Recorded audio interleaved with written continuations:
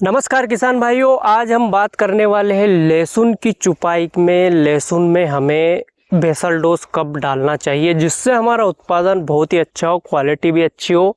जो भी हम खर्च करें, जो खाद हम डालते हैं महंगे महंगे, वो हमारी लहसुन को अच्छे से लगता है।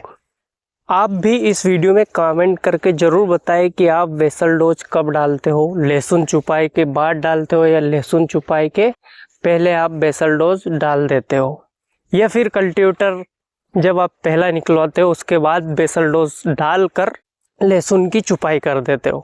स्वागत है आपका मेरे चैनल किसान भारत की जान में। किसान भाइयों, मैं इससे पहले इस बार थोड़ा बेसल डोज डालने में कुछ चेंज करने वाला हूं। इससे पहले मैं जब बेसल डोज डालता था वो बता देता हूं कैसे डालता था। इससे पहले मैं जब भी बेसल डोज डालता था, वो पहले तो हम कल्टीवेटर निकलवाते हैं, आप सभी जानते हो। उसके बाद हम रोटोवेटर चलवाते हैं और उसके बाद क्यारी बनवाते हैं, और क्यारी बनवाने के बाद लहसुन चुभवा कर और उसमें बेसल डोज डालकर और पानी निकालते हैं। यही तरीका मैं अपनाता आ रहा था अभी तक, लेकिन इस बार मैं थोड़ा चेंज करने वाला हूँ। वो चेंज क्या है हम बात करेंगे किसान भाइयों। बहुत सारे किसान भाई क्या करते हैं कि बहुत ही कम किसान भाई ऐसा करते हैं कि कल्टीवेटर निकलवा देते हैं और कल्टीवेटर निकलवाने के बाद ही बेसल डोज डाल देते हैं। तो उसमें क्या होता है, कल्टीवेटर निकलवाने में क्योंकि बराबर अच्छा नहीं होता इस सीजन में, तो खड़ियों के अंदर खाद है वो ज़्यादा गहरा जाने का चांस रहता है। जैसे अब ये खाद है, इसमें कल्टीवेटर कर दी है और बेसल डोज डाल के रोटोवेटर निकलवा देंगे तो खाद काफी 5-6 इंच नीचे चला जाएगा। तो ये तरीका बहुत ही कम किसान अपनाते हैं और ये अपनाना भी नहीं चाहिए, मेरी राय ये है। और कुछ किसान भाई क्या करते हैं कि जैसे कि अभी तक मैं करता आया हूँ, कल्टीवेटर निकलवा दिया, रोटोवेटर चलवा दिया, क्यारी बनवा दी, लहसुन चुपवाई कर दी, उसके बाद खाद डाल दिया और पानी निकाल दिया। लेकिन आप सभी जानते हैं कि लहसुन की जो जड़ है वो ज़्यादा नीचे गहरी ज़मीन के अंदर नहीं जाती है। 4 से 5 इंच तक ही वो जड़ अंदर जा पाती है। मुश्किल से 4 इंच जाएगी, 5 इंच तो नहीं जाएगी, क्योंकि हमें लहसुन ज़्यादा गहरी भी नहीं लगाना है। लहसुन की जड़ ऐसे रहती है, ऐसे अंदर नहीं जा पाती, वो ज़मीन के ऐसे ऐसे रहती है, फैलाव करती है और ज़्यादा गहरी नहीं होती है। तो लहसुन हम लगाते हैं, जब चुपवाई करवाते हैं तो 2 इंच अंदर तक हम करवाते हैं, 2 से 3 इंच होता है, लेकिन 2 इंच रखना चाहिए हमें उसकी गहराई लगवाते समय। और जब हम सीडिल से लहसुन लगवाते हैं सीडिल के द्वारा, तो 4 इंच तक तो हो जाती है सीडिल, 3 से 4 इंच उसका गहराई होता है।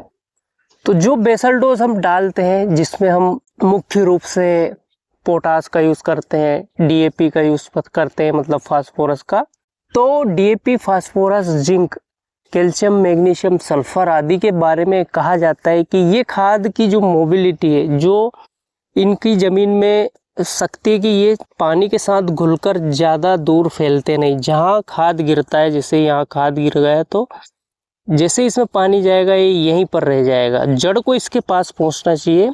ये खाद जड़ के पास चलकर नहीं जाएगा। अगर जड़ इसके पास पहुंची तो पौधा उसका ग्रहण कर पाएगा, अन्यथा पौधा उसका ग्रहण नहीं कर पाएगा। ऐसा कृषि वैज्ञानिकों के द्वारा कहा जाता है।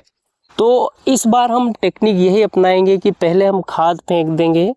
अभी मैंने रोटोवेटर करवा दिया है, इसमें मैं खाद फेंक कर एक बार और रोटोवेटर करवाऊंगा 4 इंच, जिससे क्या होगा कि खाद समान रूप से 4 इंच तक फैल जाएगा। और जैसे हम 3 इंच तक 2 इंच लहसुन लगवाएंगे तो जड़ के नीचे भी खाद रहेगा, और जैसे ही जड़ निकलेगी तो खाद के पास जड़ें पहुंचेगी और खाद अच्छे से लगेगा।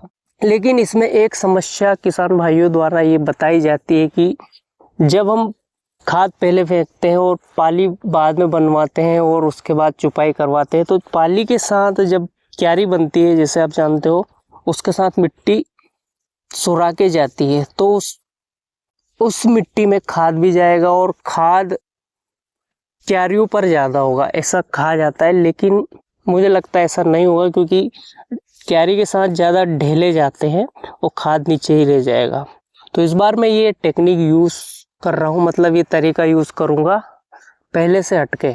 तो किसान भाइयों, आप किस तरीके से बेसल डोज डालते हैं इस वीडियो में ज़रूर बताएं। और आप अगर लहसुन लगा चुके हैं तो आपने कैसे बेसल डोज डाला है और उसका फ़ायदा आपको हो रहा है या नहीं हो रहा है, धन्यवाद किसान भाई।